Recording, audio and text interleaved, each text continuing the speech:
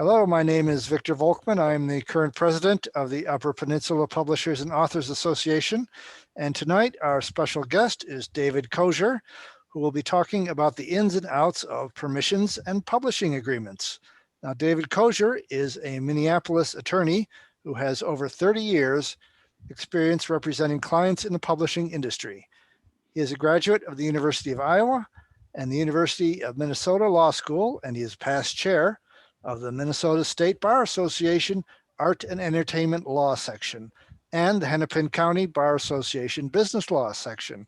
Welcome, David. Thank you for joining us. Okay. Well, thanks for the invitation. And I think probably with Zoom, the best way to do this is to have the presentation and then spend the last 15 minutes or so on question and answer. So if you already have a pen and paper handy, or if not, get it and you can jot down any comments or questions you have as we go along, and then we'll just try to go through those toward the end. We're going to cover two kind of broad topics tonight. First of all, we'll look at permissions issues, and then probably spend the last quarter hour or so of the first 45 minutes on publishing agreements, and basically probably try to cover maybe a half dozen or so key points that you would be likely to see in a publishing agreement. Those of you who have had agreements probably know they're pretty complex, so we're not going to be able to go through everything tonight, but we can touch on some of the key points. And it works. Okay, with that in mind, let's turn first to permissions, or what I've probably more accurately titled here as permissions and releases. Basically, three things we'll try to accomplish in this segment. First of all, point out to you some situations where you would most likely need to get a permission, so you'll be aware of that, and that'll pop up on your radar screen when that happens, and you'll know that you need to look into getting a permission for that material. Second, we'll talk about whether there might be some situations where there are either exceptions or workarounds, so that even though it initially maybe appears that you need permission, there's some way that you can get around that and actually not have to go through the permission process. And then finally, we'll look a little bit at what you want to see included in a permission or release if you get to the point where you're actually securing those documents. The first slide here, hopefully this is the most academic of all of them, but actually these are divided into basically two categories. A permission generally refers to what you need to get if you're using property that belongs to somebody else. So somebody else has something, ownership interest in property, you want to bring a portion of that property into the book that you're writing. Release, on the other hand, is something that absolves you from liability for an injury or possible injury that you might commit to somebody else based on what you've written in your book. So kind of putting it at base terms, permission is what you need to get if you're going to park on your neighbor's driveway every night, and a release is what you want to get if you want to be absolved from liability when you happen to back over his toe as you're going in and out of the driveway. The first thing that comes up on the property side probably occurs to most of you as being the most common in the permissions area is the question of copyright. Somebody else has some copyrighted material and you want to include that material in your book. So let's roll back for a second and look at, okay, what actually does copyright mean? Copyright is actually a bundle of exclusive rights in a work, and that bundle of rights includes the right to make copies of the underlying work and to distribute copies of the work, which is what you're looking to do. You want to make a copy of somebody else's work, put it in your book, and then distribute your book, including that material. Copyright also includes the right to display the work, and display comes into play in this context if you're going to be publishing your book as an ebook. It's essentially the same thing as publish or distribute with the print version, but you're simply causing it to be displayed on a screen rather than putting a physical copy out there. And the other thing that might be relevant in terms of rights under copyright in a permissions context would be if you want to prepare derivative works of the underlying work. And that could come up if you're getting permission to use photographs or charts or illustrations, something like that. And you're looking at possibly having to resize them or crop them or take out certain elements in order to get them to fit into the use that you want to make. As far as the types of works that are subject to copyright protection, you're probably already familiar with this, but of course, text is included in that list. So anything in a book, magazine article, journal article, any type of text material is most likely protected by copyright. If you want to include an excerpt of that in your book, you have to get permission. Likewise for works of art, charts, graphs, illustrations, paintings, artwork, and photographs in particular. Photographs are a big thing in the permissions area. Music, which covers both notes and lyrics, whether they appear together or separate from one another. Film and TV programs, including screen stills, shots of an individual frame, and sculptural works.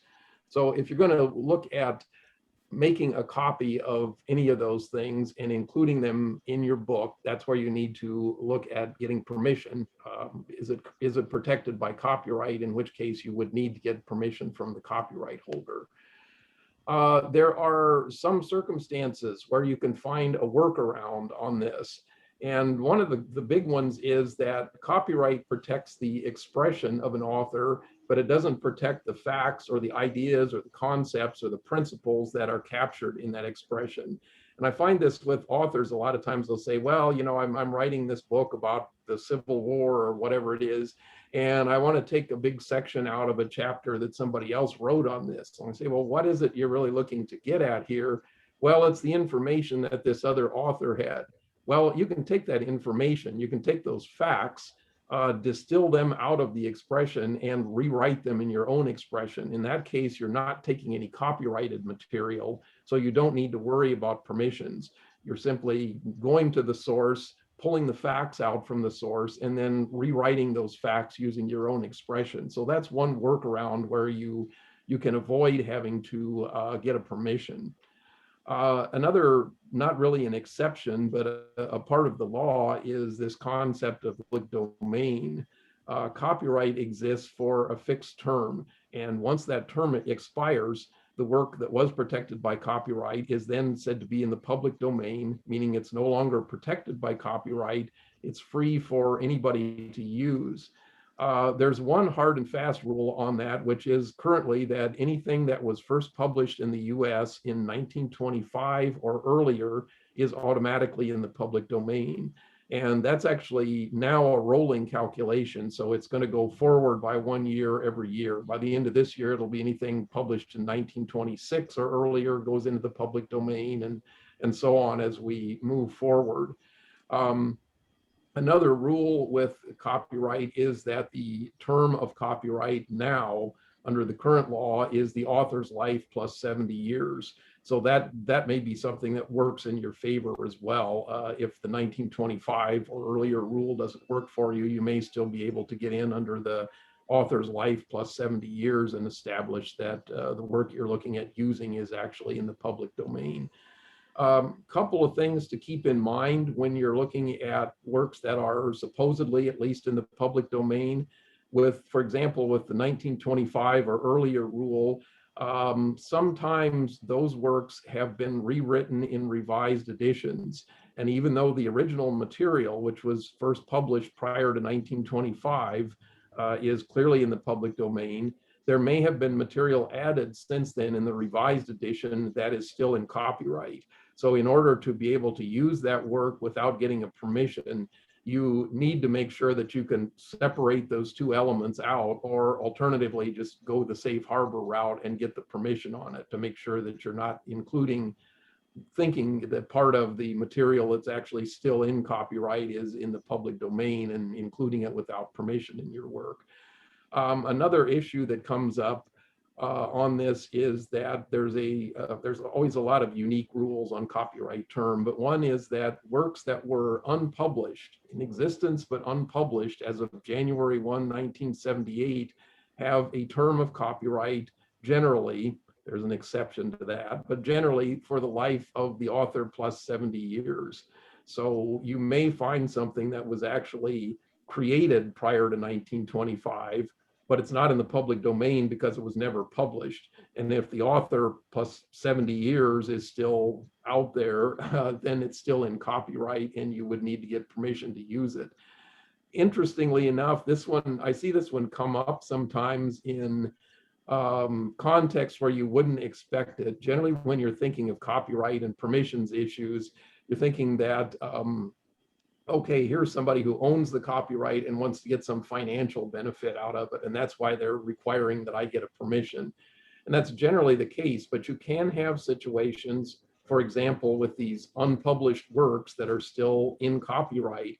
You could have a situation for, let's say you write a memoir that your other family members are not particularly happy about. And in the memoir, you put some photographs that Uncle Fred took in 1960 and maybe some entries from Aunt Ruth's diary of 1962 or whatever. And those things actually are still in copyright. You didn't get permission to use them, you put them in the book, but they're actually still in copyright. The owners really don't care about getting any financial reward off of that, but the other family members may press them and say, hey, let's assert your copyright here and stop this black sheep from the family from printing this memoir that we don't want to see out there. So there are some ways that this can come back and haunt you, even though it's not necessarily based on financial considerations. Another key exception to copyright and when you don't need permission is this concept of fair use. And we could probably spend the rest of the evening talking on that. So I'm not really going to say anything else about it at this point, other than just to tell you that it is there. It covers situations where the work is actually in copyright, but you are permitted under fair use rules to use it, and you're not held to be infringing the copyright if you do that. Generally, these tend to be what are called transformative uses. You're using the material for a purpose other than its original intended purpose. So, for example, one case has concert posters from a rock band. The purpose of those posters with the art on them was to advertise the concerts. You're going to use a thumbnail sketch of the poster in your book, which is a chronological history of the rock band. That might be permitted under fair use because you're not actually using it for the same purpose. You're really using it to tell the story of the band.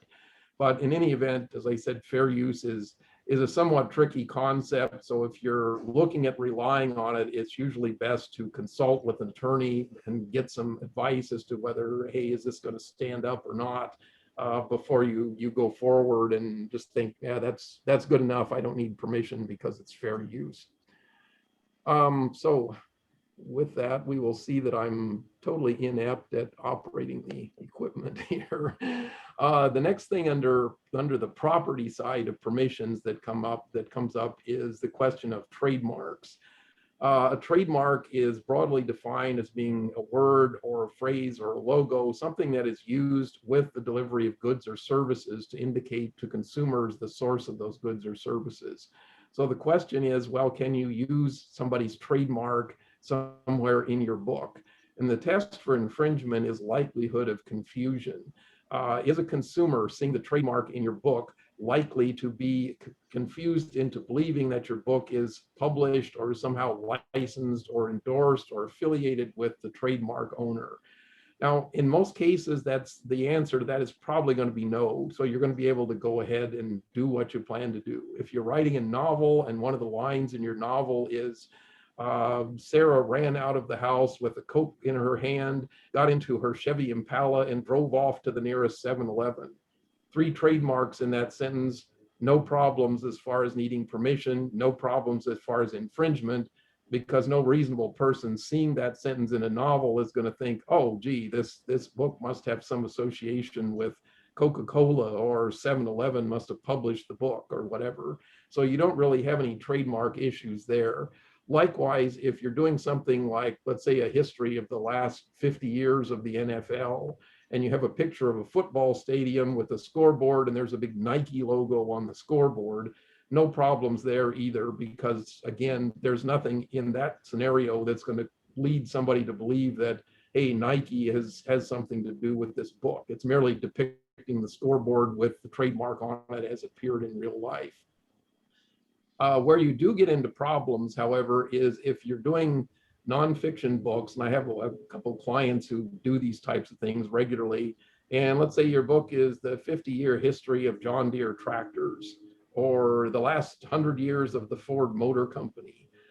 In those cases, depending on how you present the trademark on the cover of the book and how you package the book, there is potentially a claim by Ford Motor, for example, that, gee, you're using our trademark in such a way that it makes it look like this is our book. So we've got a claim for trademark infringement. So that's something to be on the lookout for as well, if you have anything involving trademarks. Confidentiality, there are often situations either the author or somebody the author is talking to has acquired confidential information. So if you're a therapist, for example, and you're writing a book on a therapy subject, you have to be careful that you're not disclosing confidential information that may relate to some of your patients. If you're not in either of those roles, but let's say you're writing a book for somebody else, or by talking to somebody else, and it's maybe one of these former employee tell-all books about my former employer, the employee may have some confidentiality obligations with respect to the former employer's information. So even though you're not directly involved in that relationship, if you're referencing that information in what you're writing, you may have some issues there because you're disclosing confidential information. So unless you get permission from the owner of the information, the employer in that case, you could have problems. Right of publicity, this is a fun one. The right of publicity is somewhat similar to a trademark. It's defined as the right of a famous person to control identifying characteristics about that person so that they're not used for commercial purposes. And since most of you are in Michigan, I gave you a couple of Michigan characters up there. We've got Draymond Green on the left and Tom Brady on the right.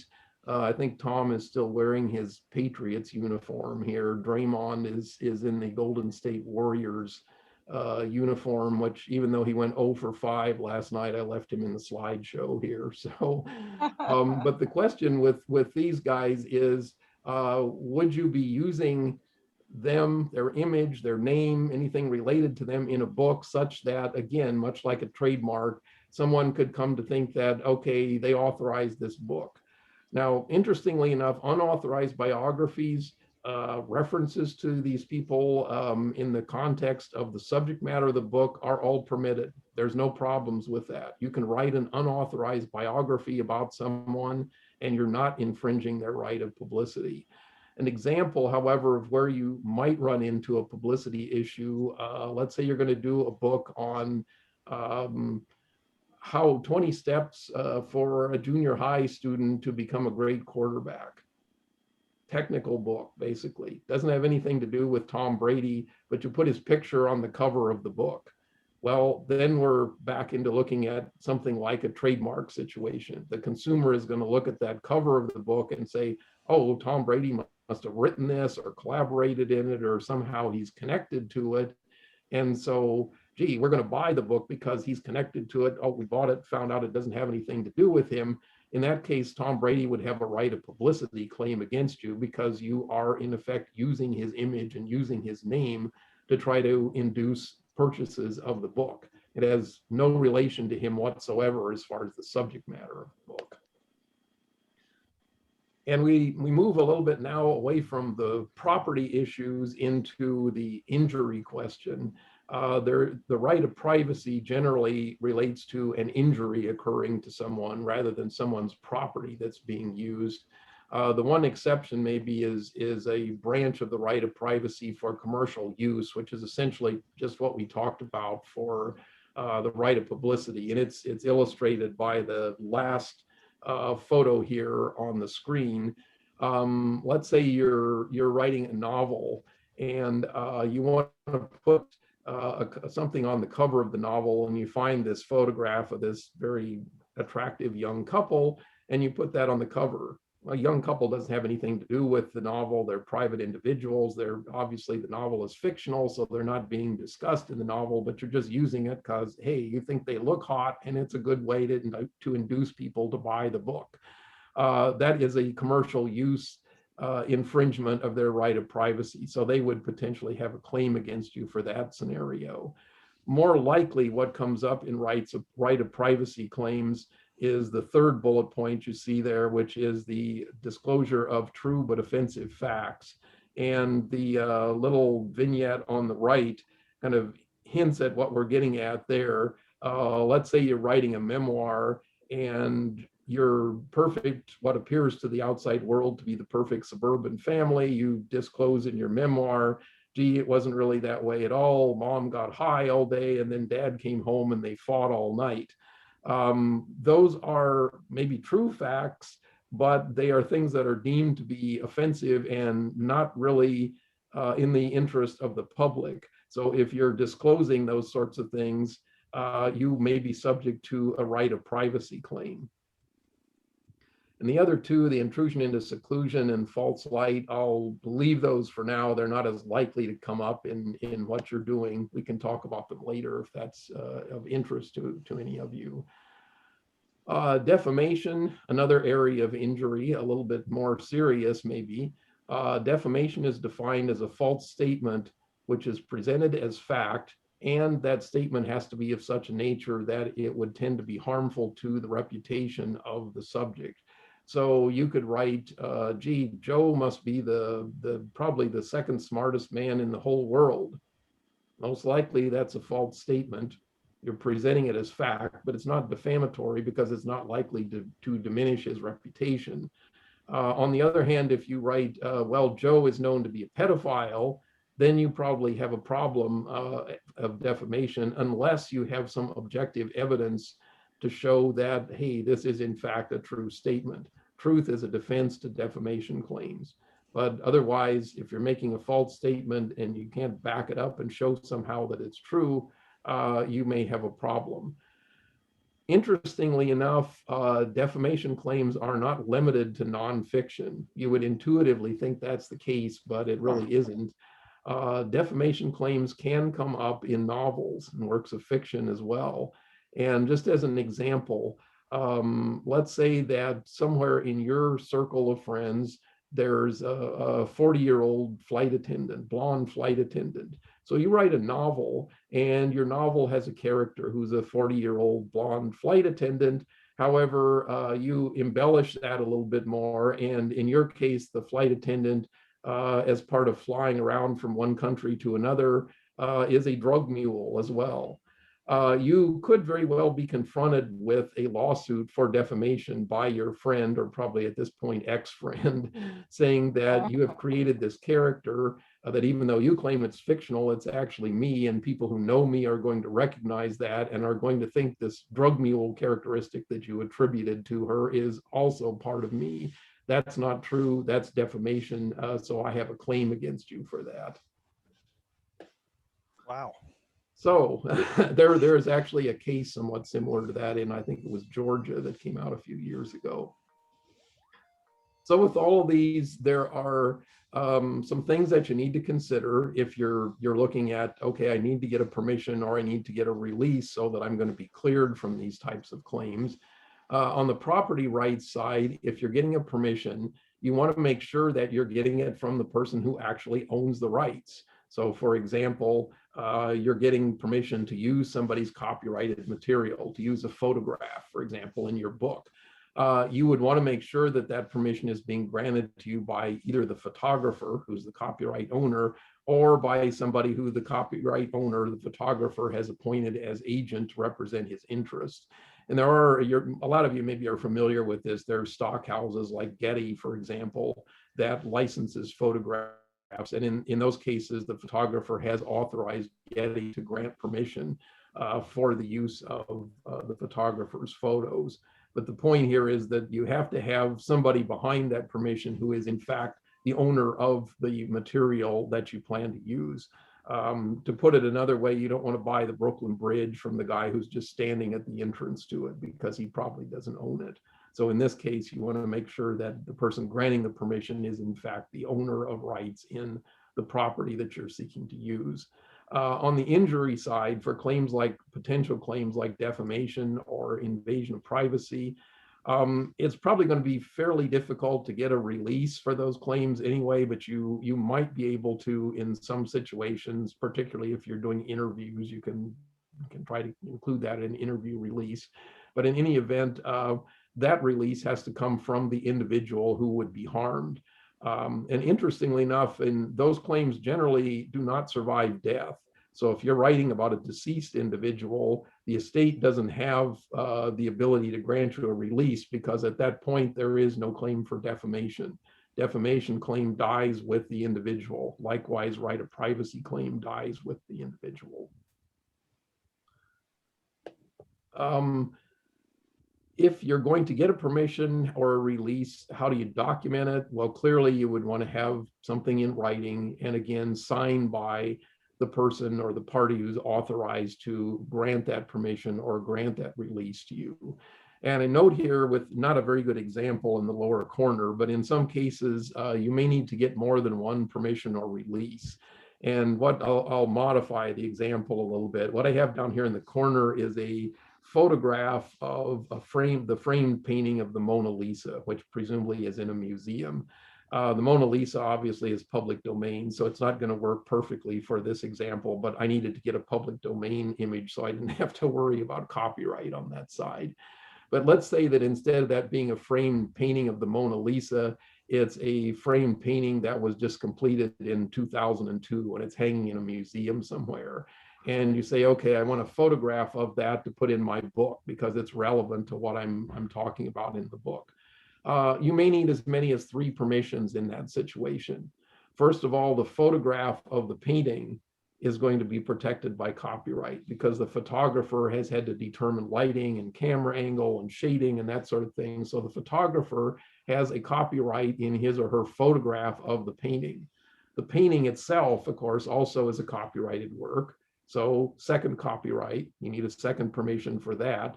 And in the example, the painting is located in a museum, real estate. So you or the photographer needs to have permission from the museum to go into the museum, take a photograph of the physical object which the museum owns, and the museum may then in turn impose conditions on how that photograph can be used. So in that chain, you could be looking at as many as 3 permissions that you might need. And interestingly enough, if we go back to the example, the Getty example that I mentioned, if you license photographs from Getty and those photographs include individuals or they include trademarks, include some of these other things we were talking about, Getty says to you, hey, from a copyright standpoint, we have the right to grant you permission to use this photo. As a copyright issue, we can grant you authorization to make copies of the photo and to put copies of the photo in your book and distribute them in print and ebook format.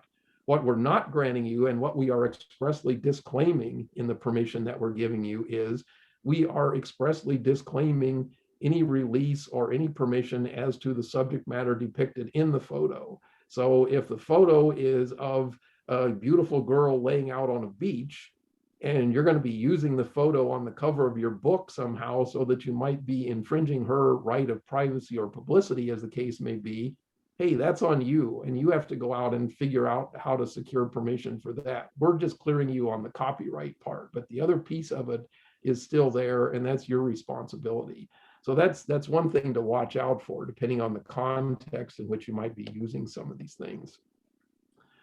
Finally, if you get a permission or you get a release, what are the terms that are in there? And you want to make sure that the terms are consistent with what you plan to do. So if you're getting a permission to use a photograph in a book, for example, that permission should apply for print versions of the book, ebook versions of the book, enhanced ebook versions.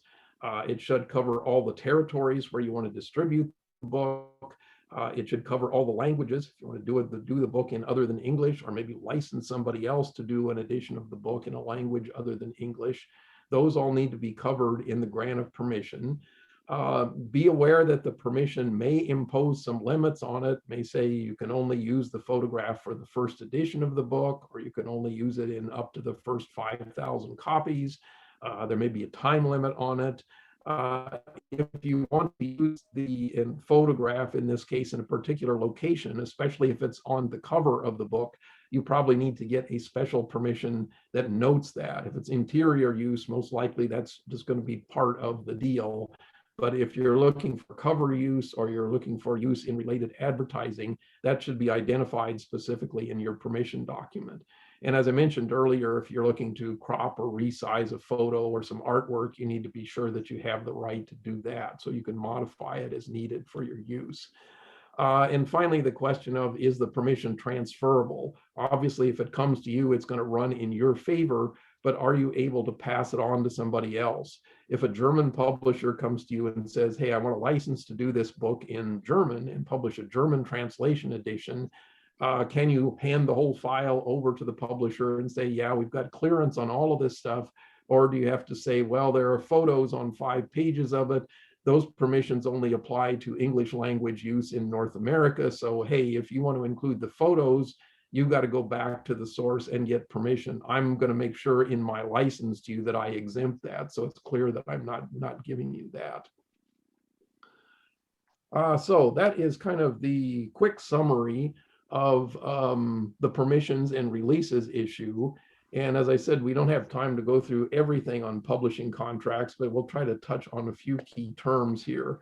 The first thing you're going to see when you get a publishing contract, and I'm talking here about traditional publisher contracts, so this is not for somebody in a self-publishing context. We've got a few comments on that if we have time at the end, but this would be generally the traditional publisher model where the publisher publishes the book, pays for the publication costs, and pays you a royalty from it. The first thing you're going to see in the contract is what rights are you granting to the publisher and what rights are you keeping for yourself. And of course, publishers are generally going to ask for all book publication related rights, which would be print rights, electronic rights, enhanced ebook, audiobook rights. The question really comes up on translation rights and in some cases dramatic and TV and film rights. Do you retain translation rights and do you try to retain film rights? Really the key issue there is who's in a better position to do something with those. Does your publisher have any active track record of licensing foreign rights to other publishers? Do they have any active track record of getting TV or film deals for books? And if they do, it's probably better to leave those with the publisher, let them go at it. If they don't have any track record of that, that might be something you want to hold back for yourself, particularly if you have an agent or maybe have access to an agent where you could possibly license some of those rights on your own. Same with commercial and merchandising rights. Those may not apply, but certainly in some situations, children's books, for example, you can do plush toys, jewelry, t-shirts, cell phone cases, shoes, backpacks, all sorts of things. So whether you have the ability to do something with that or your publisher has a track record doing something with that can really determine whether you should keep them or just let them go to the publisher. We are in the Midwest, so being diligent individuals, we should talk about obligations if you're on the author side. The things that you need to recognize up front as an author is, okay, what am I obligated to deliver? What are the specifications for the work? Basic word count, focus of the work, what's the file format that the publisher wants to see? Am I obligated to deliver an index with it? Do I need to deliver publicity photos, which is going to be another cost to you? And permissions we talked about before, typically permissions are the obligation of the author.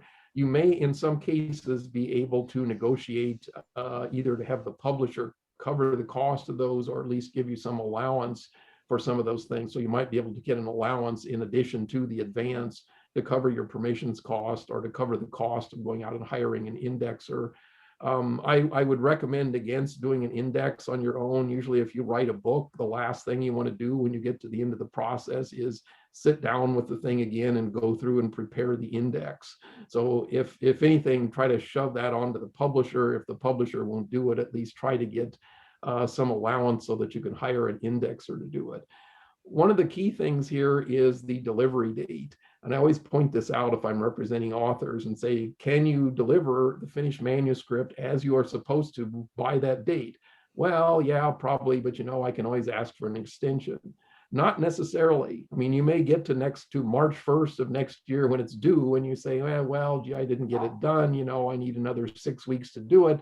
The publisher may say, well, we've kind of cooled on the whole idea in the interim. We don't want it anymore. So pay us the advance back, and then you can just take the book and go someplace else with it. If you have any questions about whether you're going to be able to meet the delivery date, it's better to address that up front and extend the delivery date in the agreement before you sign it, rather than kind of relying on being able to do that on the back end. Another thing you want to see in the contract is that you have an opportunity to correct. Usually these are set up so that you deliver the manuscript. Publisher has an opportunity to look at it, decide if they want to accept or reject it. If they reject it, you should have at least one shot to come back and make corrections and resubmit and see if you can get it accepted the second time around. Very touchy here on publisher's obligations. As you might expect, the publisher doesn't usually have too many obligations under the contract, since the publisher is writing the contract to begin with. But a couple of points that are starred here we may want to take a look at.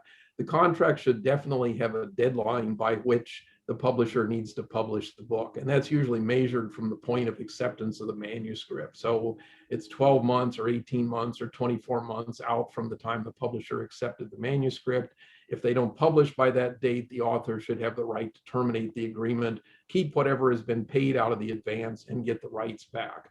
Some publishers will be resistant to that, but I always tell them it's in both sides' best interest. If you are a publisher, you want to see that language in there, because that outlines a specific remedy if you don't perform. And that takes away the opportunity of the author to file a lawsuit against you and say, oh, I'm entitled to all sorts of damages, lost royalties, reputation damage, etc., because you didn't publish. Those lawsuits typically don't go anywhere. They've been deemed to be speculative by the courts. But if you're a publisher, it's a problem if you have to deal with that. So deadline to publish should be in the contract. It's to the benefit of both sides to have it in there. The out of print issue. Traditionally, books were printed in lots of 1,000 or so. Once the publisher got to the point of saying, yeah, it's not selling anymore, we're not going to do any reprint, it was done. That has kind of gone out the window with POD publishing and with e-publishing. Publisher now can keep the book in print without actually incurring any expense. Likewise, the author has the ability to go ahead and reprint the book as a print book or an e-book at a fairly low cost. So the solution to that, if you're an author, is you may want to see a provision in the contract that sets some sort of a floor for sales. Something like, for example, if fewer than 200 copies are sold in 2 consecutive royalty periods, then I have the right to terminate the contract and take the rights back. And in that case, then you would get the rights back. You could go ahead and publish the book yourself or publish it through some other publishing entity. Let's see, one thing we'll talk about here before the questions, the big piece, the money. Everybody is, of course, always interested in the money as part of this. There are really 2 channels of revenue coming in, and it's important to focus on both of them and make sure the contract deals with both of them. The primary channel is going to be when the publisher itself exercises rights. So the publisher publishes the book in print, as an ebook, as an audiobook, under the publisher's own imprint. In that case, the agreement provides for a royalty. It's either going to be a percentage of the list price or a percentage of the net. Most large publishers, the few large publishers, the big 5, tend to use percentage of list price as a royalty formula. Almost everybody else uses a percentage of net. Net tends to be about 50% of the retail cover price. So if you have a book with a $20 cover price, the royalty base is probably going to be like $9.50 to $10. If you're getting a royalty at 10% of net, you're going to get roughly 95 cents per copy sold. One thing to be aware of when looking at royalty rates is that there usually is a reduced rate for deep discount sales. So in that example, if the publisher sells copies at a discount of more than 55% off of the list price, maybe the royalty rate, instead of being 10%, is 6%. The reason you need to be aware of that is that if that is going to account for a substantial portion of the publisher's sales, obviously your royalty is going to be less, and it's going to be less than you were maybe thinking when you were looking at this. Oh, gee, 10% of net contract, that's not a bad deal at all. You may, in fact, end up more in the 6% of a much smaller net royalty deal. Rate on ebooks, industry standard tends to be 25% of net. Having said that, you will see rates lower than that. But again, that's generally thought to be the industry standard, is 25% of the net amount the publisher receives off of the ebook. One thing to note with ebooks is that increasingly they are being distributed not just as sales, as downloads, but as part of a subscription service, like a Netflix type service. So the consumer pays a subscription fee and gets access to your book for some time period, whatever that subscription is. And it's important to look at your contract and see if there are terms in there that cover, okay, what happens? A, does the publisher have the right to put my book into that type of service? And if they do, how is the compensation going to be determined there? What's the percentage royalty rate going to be? What's it calculated against? If there are multiple books from the publisher in that subscription service, how do I decide, or how does the publisher decide under the contract which portion of the subscription comes to my book and which portion of the subscription payment goes to somebody else's book? The other side of the revenue channel is this issue of licensing. So if the publisher has additional rights, the publisher may license those out to a third party. Translation rights, for example, the publisher licenses Italian translation rights to an Italian publisher. The Italian publisher pays a royalty of, let's say, 10% of the Italian volume sales back to the publisher. And then the question is, how does the publisher split that with the author? And typically that's a 50-50 split. It can be a different ratio. 50-50 is kind of the starting point. Sometimes you'll see a little bit higher rate in terms of the author if it's a film deal, for example. So the publisher controls film rights, licenses the film rights to a film production company, and maybe the author gets 70% or 80% out of that deal instead of the 50-50 split. Two things I'll just point to very quickly. Warranties. If you're the author, you're going to be asked to make various warranties as to the condition of the book. It doesn't infringe on anybody else's copyright. I didn't copy it from somebody else. It doesn't contain any defamatory material, doesn't contain any confidential information. It's not subject to any other contract, so on and so forth. Those are important. You need to look at them, make sure that they are complete and accurate and true before you sign off on the contract. And the reason for that is that the other piece of the contract is going to contain an indemnification provision that says, hey, if I, the publisher, get sued because somebody is claiming that one of these warranties you made is untrue, third person shows up and says, this is my material, he copied it, put it in his book, didn't get permission from me to do that, that's copyright infringement, I'm suing you, the publisher, because you're selling the book. The publisher is going to turn around under this indemnity provision and say, author, it's a breach of warranty. Under the indemnity provision of the contract, you are obligated to indemnify me to cover all of the costs that I'm incurring as a result of that claim. And there are some things that you can do if you're an author in that situation. Again, long discussion. We probably don't have time to get into it right now. If you are interested in buying copies and reselling them, let's say you're a public speaker, you're doing sales training consulting or something like that, and you've written a book on the subject, you may want to have the right to publish copy or to purchase copies of that book at a discount and then resell those at your seminar presentation so you can get more income that way. Two questions. First of all, what's the discount the publisher gives you for buying those? And then are those with or without a royalty? Typically, you're going to see a discount of about 40% and no royalty. I think it should be closer to a 50% discount with a royalty, because that's basically the same deal that the publisher gets if it sells through the trade, but those are items for negotiation. Self-publishing contracts, I'll skip over this now in the interest of time, because I'm thinking you have some questions here for the last 10 or 15 minutes. Basically just say here, these tend to be all across the board, but they are basically service contracts. So you're engaging a self-publishing company to do some things for you, do layout and design, to put the book into a print format, maybe to print copies and have them delivered to you. Just as with any service contract, make sure that you're getting what you're paying for, and make sure that you have some recourse if, for example, the print copies are delivered to you and they're damaged in shipment, or they aren't printed properly. You get one and page 100 to 112 is printed sideways or something like that. You need to have some recourse there. With that, I'll stop and see if you guys have any questions, and then we can go from there. I really think you were talking to me when you said if you're working on a family memoir and you're taking pictures that people provided to you, and then they decide they don't like what you wrote. Well, I guess the first thing I have to say is I don't have anything negative in my writing so far. I haven't finished the piece, but I do have quite a few photos that relatives have offered to me to put in. So I guess I'd better get some kind of a written permission for that. Is that correct? There is potentially an issue there in that whoever took that photograph has a claim to copyright in it.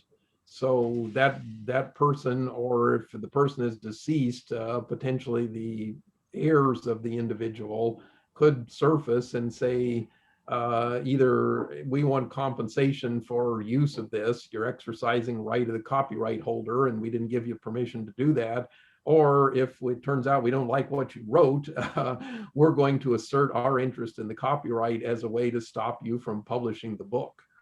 So that can be a problem. All righty. Well, do you know of any good forms? Are there some good forms out there for getting that kind of permission?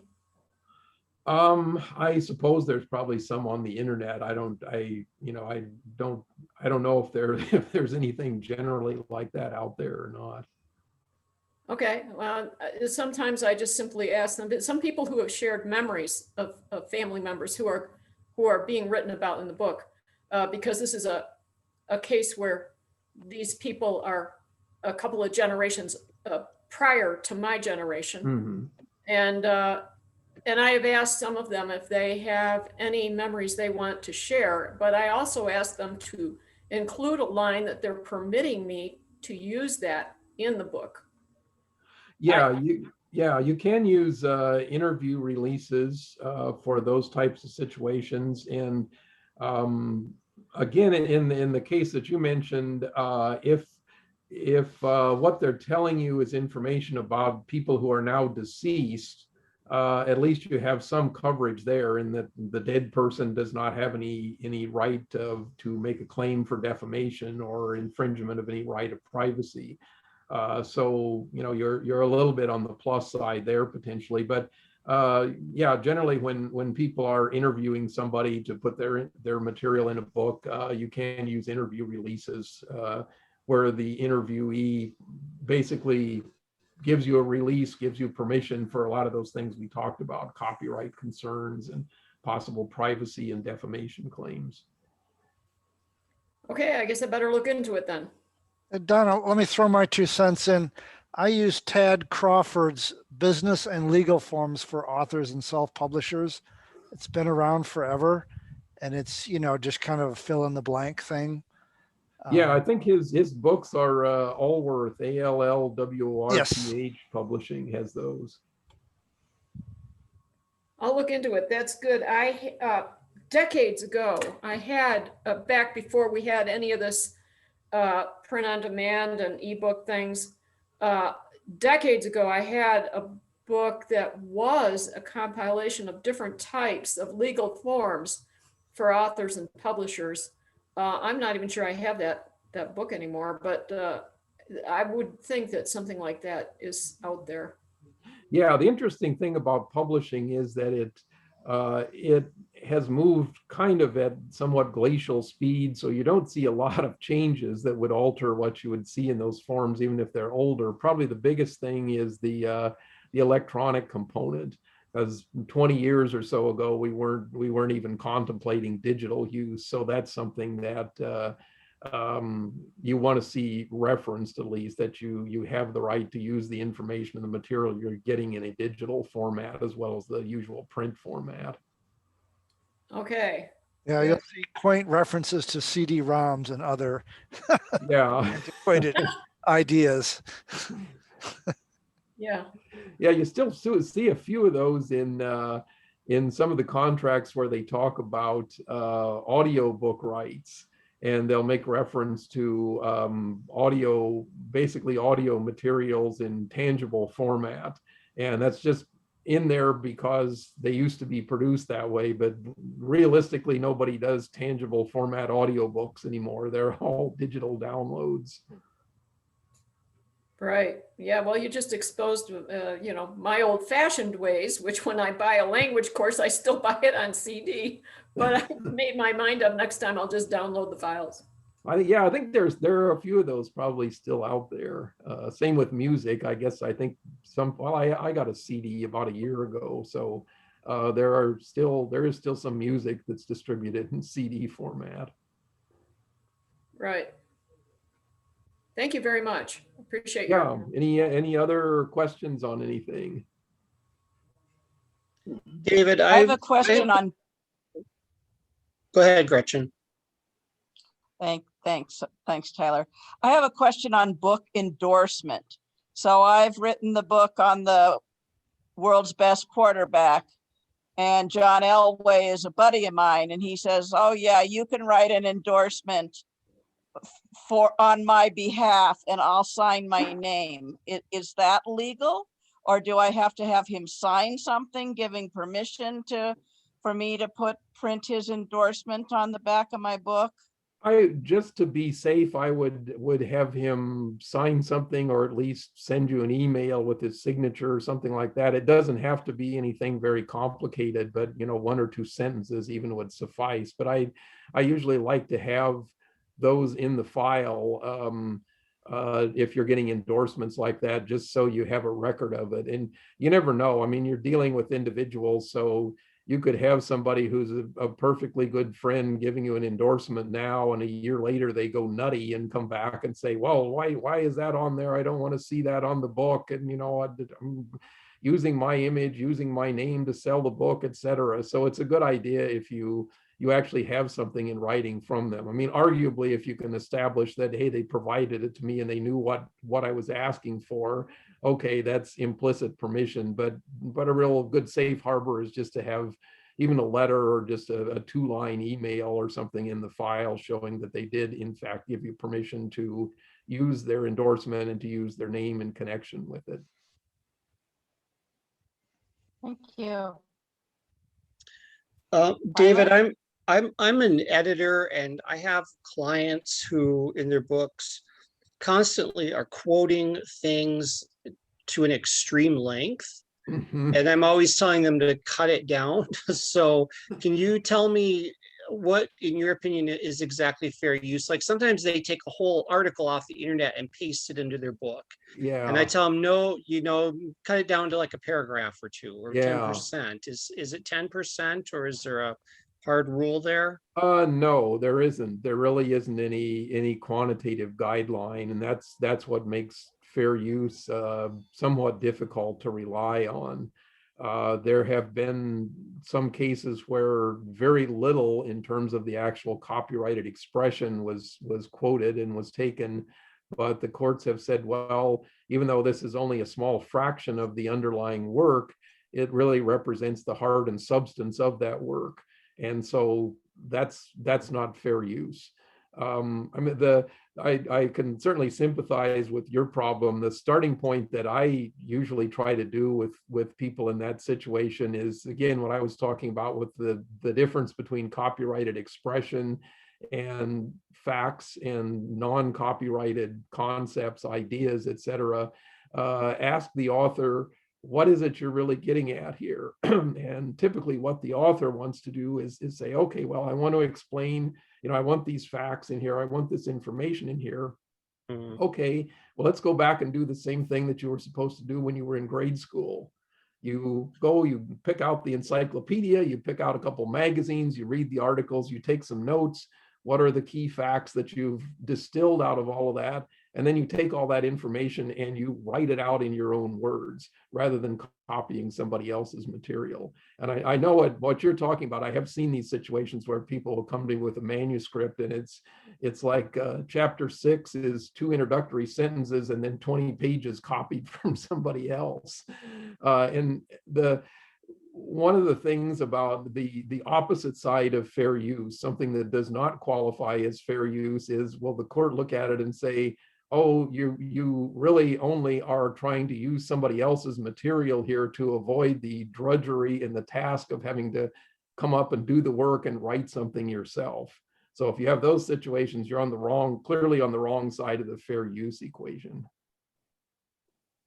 Okay, yeah, and I also often tell them,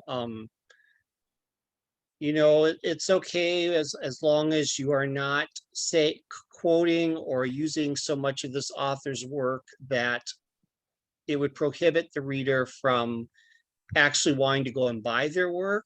That's a good standard. I mean, it's not, it is part of the legal test. It's not a hard and fast rule, but it's certainly a good guideline to look at.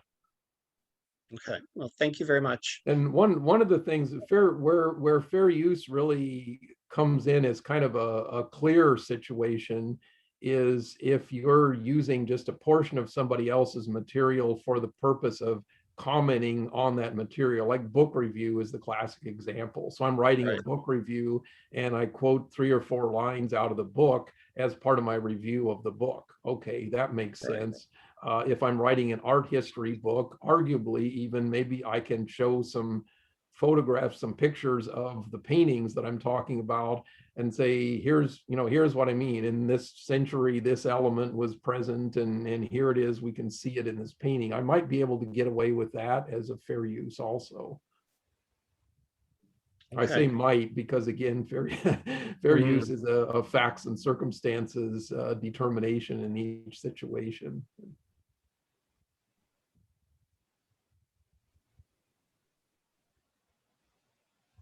Any questions from anybody else? I have 2 more if nobody else has any. Fire away. Well, I might have missed what you said about this, but I recently edited a novel for an author who included some famous people as like characters in his book, not like the main characters, but for example,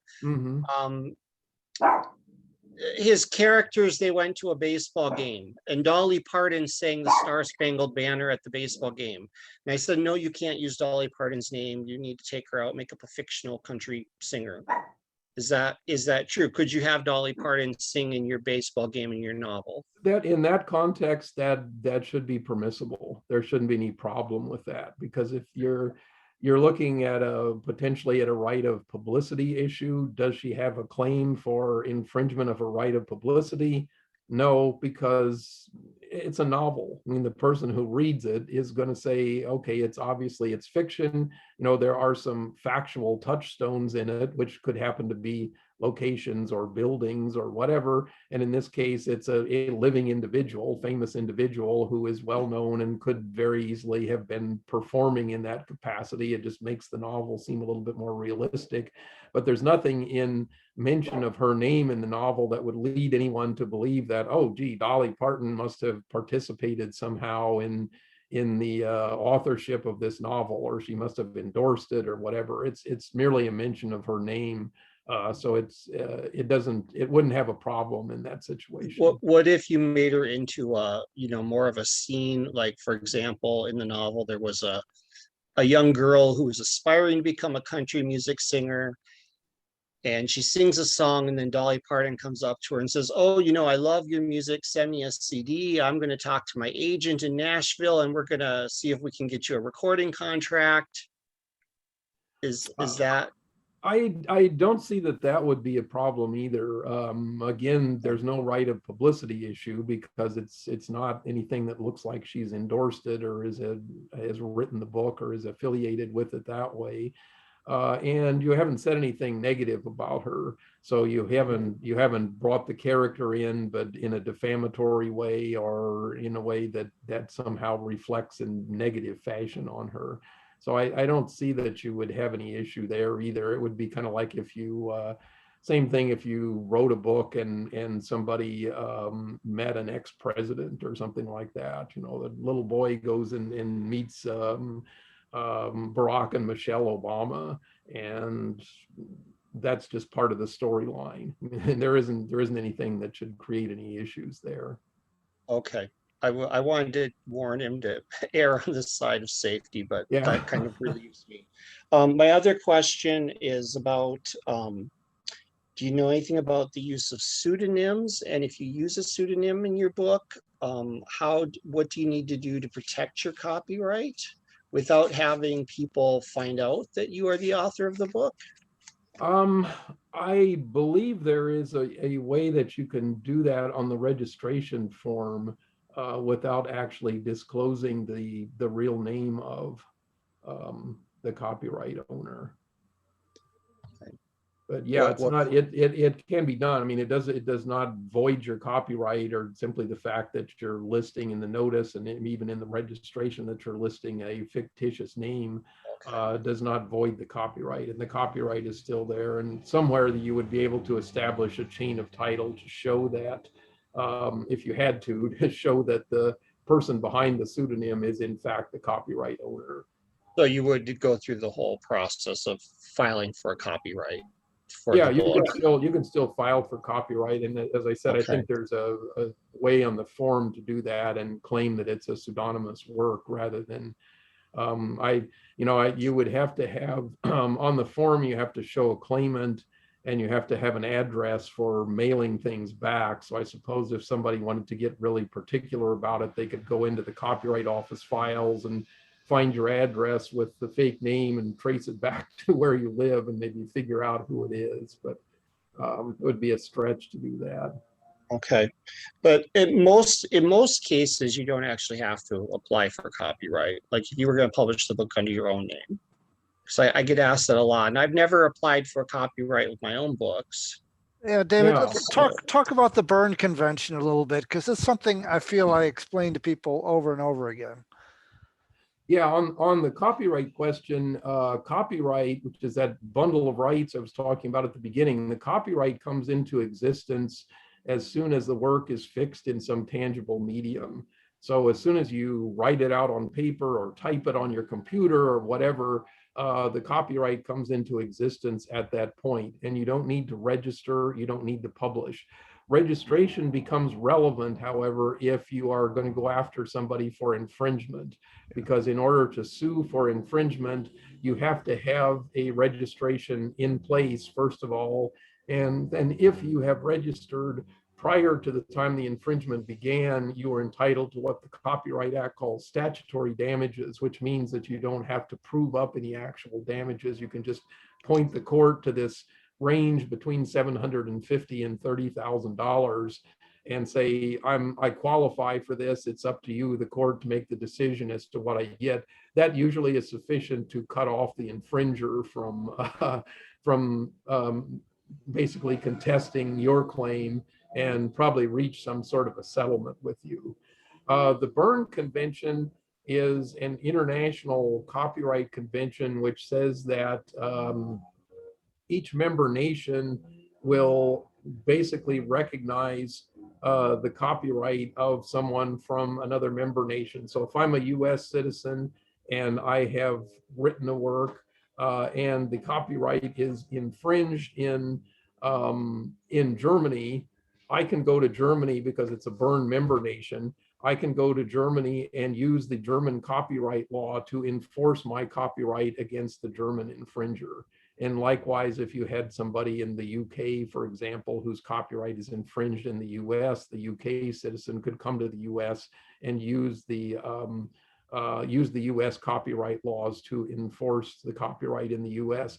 Interestingly enough, the registration requirement I just talked about, as far as having to have a registration in place to be able to sue, that applies in the US to US citizens. It does not apply under the Berne Convention to somebody else who's coming in from outside the US to sue. So the UK author could come and sue in the US for infringement of the UK owner's copyright in the US and would not have to go through the registration process. However, if you're a US copyright holder suing in the US, you do have to go through the registration process.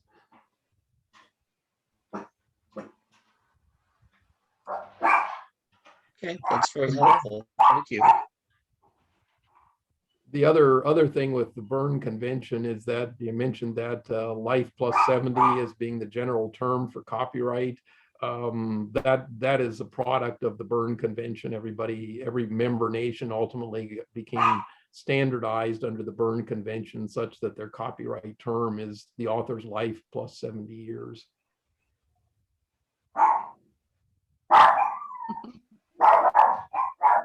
I didn't realize we were going to have as much canine background activity here. I apologize for that.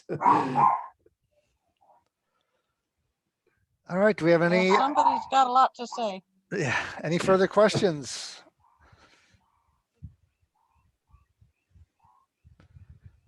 All right, well, thank you, David, for being generous with your time. And I know the other members are going to be very interested in watching this recording on their own time. And will be available exclusively as a membership benefit. Okay, sounds good. Well, thanks for the evening. Enjoyed talking to you, and certainly let me know if anything else comes to mind after the fact here.